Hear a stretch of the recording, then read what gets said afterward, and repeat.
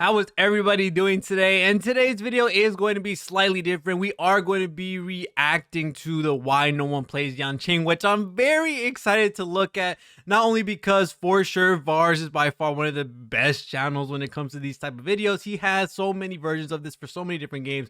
Make sure to watch this on his channels. Make sure to go look at it in the description below. All that type of stuff. Leave a like, comment on his video. All that type of stuff. Same thing for me here too. It's just that I really want to see other people's perspective, especially on someone like Yanqing, who has been a character that has been thrown in the dirt since the game came out. Almost ever since the beginning of the game, he was slightly up there and immediately declined to the very bottom. And I just want to see what his takes are and see if I have anything I want to input as well on top of what he's saying and all that type of stuff. So let's just go ahead and get straight into the video, and let's go ahead and start watching Why No One Plays Yanqing. Out of the many Why No One Plays videos I made across my 3 channels over the past 4 years, the most compelling ones feature characters whose poor representation he has so many was different less games that he does this for, so and cool. more the surrounding circumstances that led up to players either discarding them or not giving them a chance in the first place. While there have been prior instances of this, I find Yanqing's story to be particularly unfortunate, as he had the makings of an incredibly strong character, but it's as if the universe itself was against him from both the practical and design standpoint. In contrast to Genshin's more conservative beginning, Honkai Star Rail broke into a full sprint right from the get-go, releasing new content very frequently and corresponding units that can handle the game's mounting endgame difficulty, leading to a very rapid meta progression with it feeling like every new unit had something interesting to offer. This has resulted in a very eventful version 1 to say the least, but a consequence of this is that anyone who couldn't keep up with the breakneck pace of Star Rail was quickly discarded, which we've really quickly, I don't know if it's going to cover this later, it does run apparent that Yanqing was the only, if I'm not wrong, main DPS character that came out in the first few standard banner characters. Like, I know we have Himiko, we have Welt, but these characters kind of specialize in their own unique way, with Himiko basically dealing with follow-ups for the most part, and her, of course, getting her resurgence very early, and then Welt, of course, being the same way. People have used them as a sustain, especially with Ruan Mei's release. People have been going into break effect, something that people weren't looking for at the beginning of the game. There's a couple of things that all of these characters in the standard banner have that show a small hint of resurgence, whether it be they're a healer, so they're always going to be good, they're a shielder, so they're always going to be good, they're a buffer like Bronya with how universal she's been, how great she's been, how broken she's been, and then you have Welt and Himiko who have their own slight mechanics that give them the edge to whatever buffs them out in the future, while Yanqing, he got sadly stuck into a main DPS role where the damage from back then was very impressive, but for now, it just doesn't cut it. So it does suck that the role he was stuck in at the very start of the game kind of puts him at a disadvantage, to the point where if anyone gets buffed to make Yanqing stronger, it kind of makes everyone else get buffed up alongside him, and that kind of doesn't change his place anywhere in the meta or in tier list. And if you're going to be buffing out something super specific, Yanqing's kind of stuck, because of course you have Jingli, who's the basically the successor to already being the best of the best DPS in the same exact role that he's in. So I really want to see what he talks about later. Observed for many Day 1 characters, and I would say Yanqing was by far the most affected. In today's episode of Why No One Plays, we'll be looking at all the factors and elements responsible for Yanqing's failure to launch, along with discussing if there's any possibility for him to find meaningful success. Oh, okay, I really want to listen to that. There's one thing I enjoy about Honkai Star Rail, it's that they actually release new and varied endgame content. 1000. Without beating a dead horse on the matter, one of the main benefits of new content is that it can retroactively increase the value of existing characters by presenting new scenarios that incentivize other mechanics, as evidenced by how Pure Fiction skyrocketed Himiko, Herta, and Serval from near unviable to a borderline my favorite if it were just my favorite possible thing that they added to the game, that they made a bunch of characters that weren't used at all, and now they're the MVP. Someone like Herta, someone like Himiko, these characters, someone asked in one of my comments a long time ago for the Pure Fiction videos, they were like, are they still going to be good in the future? Is like this one-time thing only, where they're only good for this period, and the next period? No, they absolutely dominated the dot half. They went crazy on the dot half. Himiko, Herta are still here to play and will always be here, just because of how strong they are with the off-turn damage, and just the value that they get from this mode is absolutely insane. So 1000%, exactly what Vars is saying, where these modes are adding value to the characters that haven't been used as much. I really love this approach, in all honesty, because there are certain characters you can brute force your way through with Pure Fiction, but you're inherently giving these characters more value in terms of being brought up into levels, having people build on them, and then they can use it for other content as well, where you can see the PvP Cup that Tamayas and Vulcan have, where you're seeing Himiko, you're using Welt, all these other characters that don't have as much value, and you're seeing them kind of decimate MOC, which a lot of people wouldn't expect. memory of Chaos and Swarm Disaster, they would have stayed irrelevant for the rest of their days. So it's not that they were bad units, or at least not entirely. It's that they just needed the right scenario to exercise their strengths. And I think Yanqing is facing a similar situation, although his is, putting it bluntly, far more troublesome. I want to know the what the greatest victim fix of for that circumstance is. out of any character in Aegis Arc period, with some considering that next to Physical Trailblazer, he might be the worst 5-star in the game, the Chi-Chi of Star Rail. Absurd to think about when you consider how good he can be in theory. For the uninitiated, the basic premise of Yanqing's playstyle is that he can output immense damage to a single target under the sole condition that he never takes damage. His talent provides huge bonuses to his crit stats, a chance That's to one follow of his attack like whenever he worst strikes an things enemy, in his kit. effectively multiplying his DPS, and a chance to freeze enemies, which deals additional damage based on his attack. So long as he never sustains damage, you can potentially That's have this hard. effect up for the entire fight through his skill. An incredible power boost to have theoretically limitless access to, which is virtually impossible to pull off in Star Rail's turn-based environment, at Exactly. least with the current units that we have. Ironically, Yanqing would be an extremely powerful character if this was Genshin, where you can avoid enemy attacks either by dodging out of the way or Yup, using exactly. iframes on elemental burst enemies. The sad thing is that with Yanqing and the Soul Steel Sync, which majority of his damage comes from, him only having one character in the game that allows him to actually stay in Soul Steel Sync, which is Japard, that limits his team options like crazy. That limits the amount of people that can use him to his full potential. And Japard isn't a bad character by any means, but with you see characters like Ho-Ho's, characters like Fushwin, characters like Luocha, who are able to do these crazy things for sustained reasons, and they're able to buff up characters, give them more resources than they possibly need. You're not able to benefit from that with Yanqing because Yanqing has to deal with, I can't get hit or I'm just not going to do damage. Not to mention the overwhelming abundance of shield users at your disposal and other practices. need more like shield swapping out users. to a With different Adventuring character, coming, that's only good. coming out to attack when the enemy is staggered or vulnerable. In Star Rail, however, trying to protect Yanqing from sustaining damage is much more onerous. In regards to shields, the only unit who can consistently maintain a shield big enough to last until it can be refreshed is Japard. And to his credit, with enough investment, Japard is more than capable of doing so. 100%. But that poses a problem in and of itself. It's not uncommon for characters to synergize well with each other. Seela and Bronya, aside from being one of the most shipped pairs in all across the Honkai universe, are practically meant for each other in-game. But in Seela's defense, she can function just fine without Bronya and vice versa. There's a major difference between having a support as an ideal pair and having a support as a crutch. That is 1000% correct. Oh my, Vars could not have said it any better in that case. Now, at first, I was a little bit like, where are we going with this? Because he was talking about Seela and Bronya, and him speaking it like that, where Yanqing needs Japard. He quite literally needs him to function as a character, because only one other character besides Japard can make a shield, and that is Fire MC. But Fire MC's taunt can go away. Fire MC gives very little shield, so if you get hit by AoE, it's GG for Yanqing. So still seeing Yanqing needs Japard no matter what. That's point case blank. He needs Japard to be able to keep his kid up, while Seela and Bronya, while people always say that they need to be together, they have to be together, they're basically completing each other in the highest form of compatibility. You don't need Bronya for Seela. It's nice to have her, but you still have an assortment and a very big, I guess you say, collection of characters that you can use, where you're going to be using the Bronya and the Seela, and you also have support characters that are like Seela and Tingyun, Seela and also Hanya. There's a bunch of different characters that you can use, but being able to say that yes, Japard is needed for Yanqing, but Bronya doesn't need Seela, or Seela doesn't need Bronya, that's a perfect comparison. Yanqing's dependence on Japard is not out of convenience, but necessity. Because of how inevitable taking damage is in Star Rail, Yanqing will almost always lose his attack buff, as even a stray hit will knock him right out of it. For example, if the enemy applies a dot effect on him, or if the enemy has a party-wide attack, The dot? even if Yanqing takes only 1 damage, that's enough for him to lose this buff. It's an extremely tight stipulation. In my opinion, it would have been more comfortable if, to maintain his buff, he had to be above half HP, so that a small gust of wind wouldn't kill all of his DPS. Oh my god, that's such a better condition. That is such a good condition. Above 50% HP, you get Soul Steel Sync. That would literally fix Yanqing, like, at a very high level. Like, that's already a monumental buff for him to keep his damage up. I love this a lot more because it doesn't force you to need to have a shield. You can rock a really good sustain like Ho-Ho, like Luocha, and they'll be able to keep him up there.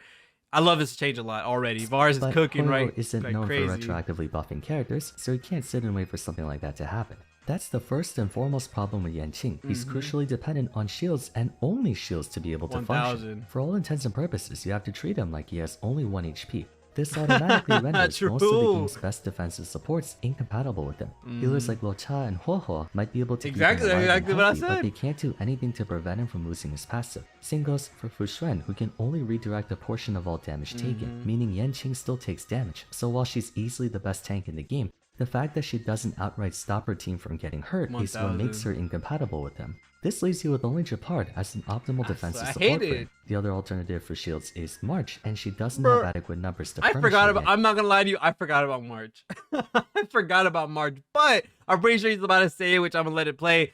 March gives taunt, so it makes it even more risky. Yanqing. Even if she did, there's another issue with that which I'll talk about in just a moment. Yeah, it's Back gonna to be Japard, the though, taunt. This already poses a logistical challenge. Since Genshin and Star Rail don't allow unrestricted free-to-play access to all playable characters compared to League or Smash, True. a frequent comment I get in my Why No One Plays videos, which I know is mostly as a joke or for fun, but it's worth pointing out, is no one plays them because no one has them. I try not to use that as the main point because that's True, kind of a but not cop-out and would true. make for a boring video. But I might have to make an exception for Yanqing, as in his case, it legitimately is because hardly anyone has him. Or rather, hardly anyone has him and Japard. There are probably Okay, many that's cases- even better.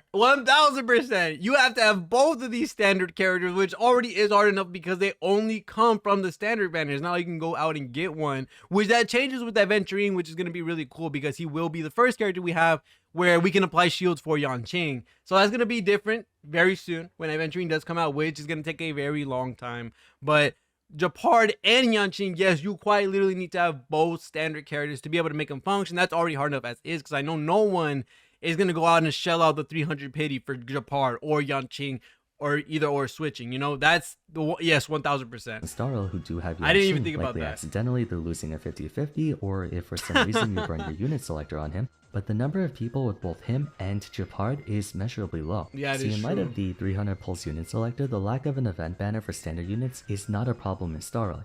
Yanqing is disqualified from that by needing to get 2, and with the game being out for less than a year, there hasn't been enough time for players to acquire all standard 5 stars just by playing the game. Exactly. For Genshin, which has been out for 3 years, I think it's safe to assume that day 1 players have at least one copy of Diluc, Jean, Mona, Chi-Chi, and Koching. It's gonna take a while before day 1 If you're players that get one of unlucky. every Star Rail standard 5 star, so at the moment, that is a big reason why Yanqing has such poor representation.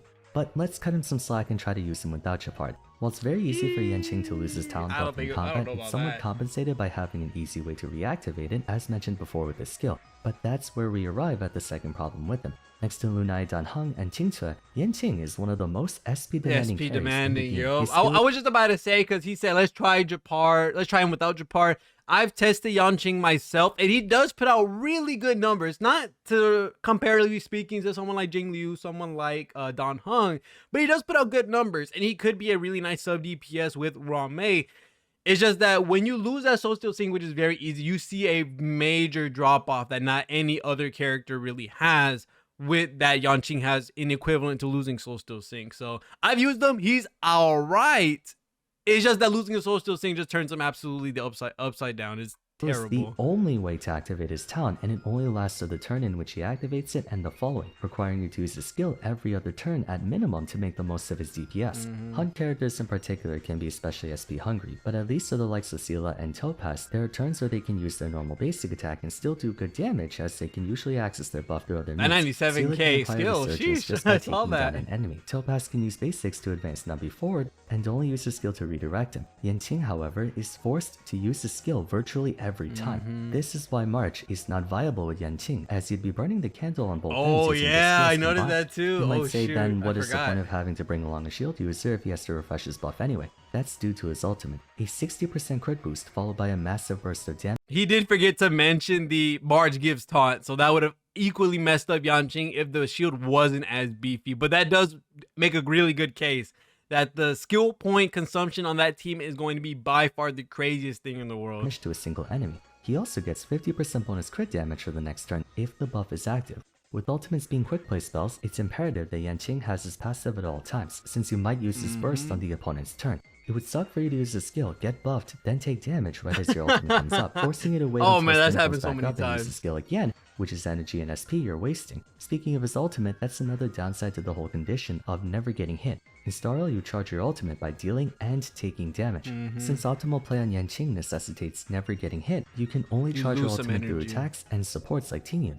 Obviously, you don't want your main carry to be face tanking enemy hits, but on many occasions you might have to, just to get that last bit of energy to use their ultimate. All the more reason why Japard is the only one who can efficiently protect Yanqing, as he can Which let him sucks. charge his ultimate. Hopefully that changes that without Venturine. dispelling the passive, and with the 140 ultimate cost, he needs every bit he can get. In any Dang, case, I didn't know this it was is that where high. Yanqing's power comes from. Dang. When combining his ultimate and talent together, he gets 80% crit rate and crit damage for free, which is incredible. But the requirements to pull this off consistently are too cumbersome for the majority of players, especially when considering how even at his best, he barely holds up against other carries. The advantage of a Hun unit is their comparably higher speed and rate of action. Units like Seela can turn refresh, Topaz can advance Nebi's action forward to strike faster, things of that nature. Yanqing has none of this. He gets 10% bonus speed when achieving a That's what I was critical about hit, to but that's say. nothing compared to turn advances because it essentially prevents him from having a modicum of AoE clearing. He can only work against a single target. Even for Dr. REHOO, who also performs best against isolated targets, Oh, his dang, follow-up that attack's sucks. ability to strike a different target if the 'Cause first his one follow-up dies attack means he does can handle move the on to the occasional next move character. that spawns every now and then. No such luck for Yanqing. Exacerbating this is how much easier it is for units to overlap with each other given Star Rail's turn-based combat. In Genshin, you can reasonably argue that Hu Tao, Diluc, Yoimiya, and Lini, despite all being pyro on-field attackers, have their own incentives to be played due to the game's more open-ended real-time combat. Playstyles have a big role in distinguishing members of the same element. If you like to fight from afar or up close, if you want to swing a big sword or play someone who hits hard and fast, etc. There is no playstyle in Honkai Star Rail, it's just pressing either E, Q, or 1, 2, 3, 4 and having the cutscenes play out. Subsequently, the more limited range of actions in turn-based combat means it's easier for units to be compared to one another directly. It's all Okay, this I might slightly disagree. If I'm hearing it right, which if I'm wrong, go ahead and type it in the comments. If I misheard it right, you can correct me 100%. I'm not trying to be like, the butt, but I do want to talk about that in terms of like not correcting it, but saying there's no play style in Honkai Star Rail because it is just press 3 buttons and that's basically it. You get your basic, you get your skill, you get your ultimate. That's basically it. But when thinking about how certain teams function, kind of like Dot, you have to make sure that you're fulfilling certain conditions. When it comes to using these characters like Kafka, you need to make sure you have as many dots as you possibly can on the team with either giving it, of course, like Sampo, Black Swan, Gwenknife, and Luca. You need to be able to make sure that you're understanding how to use break effect because if you use these characters, someone like Luca, they're able to do some nasty bleed damage, maybe like 50 to 60k worth of bleed damage just from having a break effect build. So you have the time when you're going to be breaking that shield so that you're not accidentally doing it with Kafka, you're not accidentally doing it with Black Swan, with Gwenknife, you're doing it with Luca, and he's going to get off that massive break with that massive bleed damage on top of it. So you do have to play a certain different way when you are playing with like a Dot team or maybe with a follow-up team. You have to understand, okay, but I'm playing with Himiko, I'm playing with Topaz, I'm playing with whatever character. If you're using Himiko and you see that the elite and the other mob on the side are very close to being broken, and as you may know, Himiko does need to have that elite at if you break an elite, you do get your full bar. So you would rather just break the one dude on the side by a basic attack, and then when that follow-up comes out, guess what? You're gonna hit the elite and you're gonna get another follow-up because you did end up filling it up with that elite break, and then that triggers a reaction with like Herta, with Himiko, with Topaz, and then you start getting multiple follow-up attacks. There is a separate and different process of thought when you are playing with these type of characters, and especially so when you are using someone like a sub DPS comp with like Blade and Jingliu. There are different ways you are playing. So I don't know if I agree fully with say that there's no different play style in the game, because the archetype of teams that you do play do have a different way of functioning versus other teams. So I don't know if I 100% agree with that, but I can kind of see where he's going with how Genshin and Honkai Star Rail kind of comparatively look at each other when it comes to making teams with the different characters in the game. all about numbers and specs, making things all the more painful for Yanqing as there just so happens to be another Ice Element DPS 5-star, Jingliu. I'll cut right to the point. Jingliu is infinitely better than Yanqing. Lately, I've been trying to avoid hard statements like X character is better than Y because there's it's true though. plenty It's of true, word about us in 100%. the comments. But I don't think anyone's going to disagree with this statement. Take every single problem Yanqing has. Poor uptime, high SP costs, ridiculously unforgiving passive buff condition, lack of any semblance of AoE, high ultimate costs for someone who can't afford to get hit, low accessibility due to being a standard banner unit, and critical dependence on a singular support character also with low accessibility. Throw them all out the window and give them even more damage. That's Jingliu. Jingliu's talent is basically Yanqing's Very talent, true. but better in every conceivable way. Not only does it give her a staggering 50% crit boost and refreshes her turn immediately upon activation, but she can maintain this state so long as she has a stack of Syzygy, of which you can have up to 3 of, and her talent and ultimate can also give you an additional stack as well as her empowered skill not consuming SP. In addition to that, she does blast damage, letting her deal big damage It's like to a everything that primary enemy Yanqing while has, still clearing Jingliu moves. just surpasses She can do it. all of this by herself, meaning the rest of your party can be whoever the hell you want. You can bring any healer, any shielder, any buffer, any debuffer. There is nothing hamstringing her usability whatsoever. She's essentially the DLC version of Yanqing. Like if Yanqing is Blue Eye's ultimate dragon, Jingliu is Blue Eye's alternative ultimate dragon. Dang. There's quite literally no reason to invest in Yanqing if you have Jingliu. Honestly, they don't even have to be an ice unit. Elements in this game are of less importance than in Genshin in that there are no elemental reactions or things like that. The only important thing with elements is whether it breaks toughness gauges on the opponent, and even then Silverwolf can artificially implant any weakness you want, or you can simply use the other weaknesses on the enemy. So Yanqing isn't just competing with That is Jingliu, 100% true, and that's something that not a lot of people kind of take into consideration, where I see comments where it's like, I don't have an ice DPS, I want to get A, B, or C character, which that's 100%. If you want that character, say you miss Jingliu and you want her when she comes back, 1000%, like, go ahead and go for her. But you do gotta remember that every boss will have 3 elements no matter what to their weakness, and you can play around these different elements. It's like how one of the bosses might have ice, but you also have fire in imaginary, let's say on the boss, and then you could just throw in Ratio Topaz or a full-on mono fire team or a full-on imaginary team, and that can help you clear just as fast as an ice team. So I think some people do need to understand that eventually you are not going to really need these characters that end up coming out for a certain element, because you can play around with whatever elements you are going to be looking at with for Sela, this Ratio, game. Lunai, Danheng, Blade, Kafka, Jingyuan, Qingque, basically everyone else in the game, and just about all of them can do equal or more damage than he can, especially for far less investment. The True. downside of being a standard banner unit is that unless you get lucky, That man or got that should I old say banner, what unlucky, the you're heck? not going to get those units until later on in your gameplay.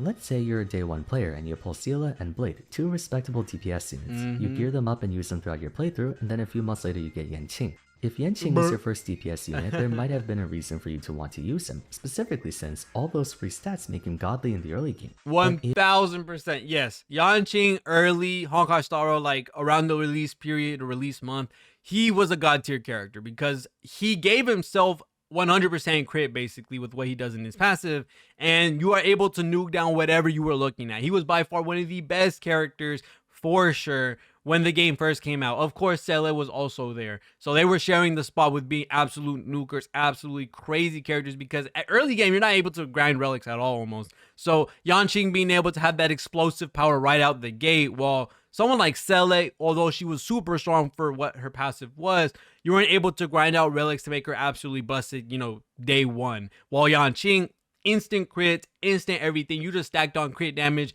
and he got the rest. By far one of the better characters in the game for sure, but of course as time went on, that was absolutely erased. if you already have other units geared up, he looks pretty bad in comparison. Like I Yup. said in the beginning, Star Rail broke into a full sprint with his characters, releasing banger after banger. In 1000%. version 1.0, Yanqing was average at best. So come 1.1, 1.2, 1.3, 1.4, when you have these demons breaking everything in half, if you pull for Yanqing in 1.5, Hey, Vars is a homie. Vars is a homie. This man keeps putting Blade in the picture every single time he talks about someone being strong. Thank you so much, Vars. You are a homie for that one. Putting Danheng, Jingliu, and Blade in the same half. No Kafka, no Topaz and Numbi, no Dr. Ratio. It's straight up. I've seen Blade like a couple of times in this video. I am very happy. As a Blade fanatic, as a Blade fan, I 100% for agree. 1.6, there's legitimately no reason to even level him up since the game is way past that point.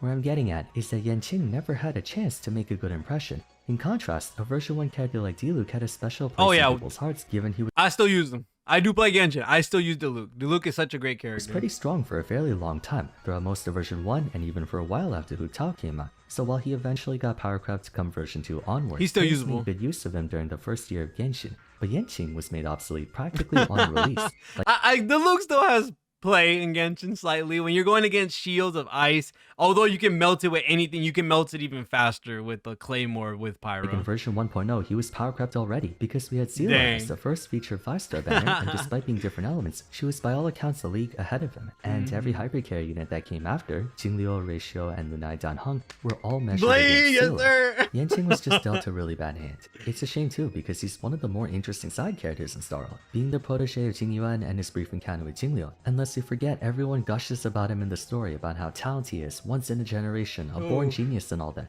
The youngest to ever we're be in his bringing lore position. into this. It's really disappointing to see him written off as the worst 5-star in the game when he never had a chance to shine in the first place. The only way I can see him finding a resurgence is if they straight up buff him. He's too generic of a damage dealer, unlike Himiko and Herta, that even if they release new single target oriented content, he'll forever be stuck behind the other hunt and destruction characters. 100%. I like that he just straight up said Yanqing is not getting a fix. And I seen some people say in comments before that one day they'll bring content oriented straight up for Yanqing where it's super single target oriented. And no, I just don't think that's the case. A lot of the characters in this game just do way too much damage, especially with like combos like Dr. REHOO and Topaz, Cele by herself, Jing Yuan by himself. All these characters for sure, they're just going to be leagues above Yanqing no matter what's going to happen. So even if they make certain characters better with their single target damage and bringing those characters a little bit higher up from that mode, that doesn't change the fact that all these characters in that section are going to be moved up at the same time and Yanqing is still going to be at the bottom. That's the one thing that's 1000% true.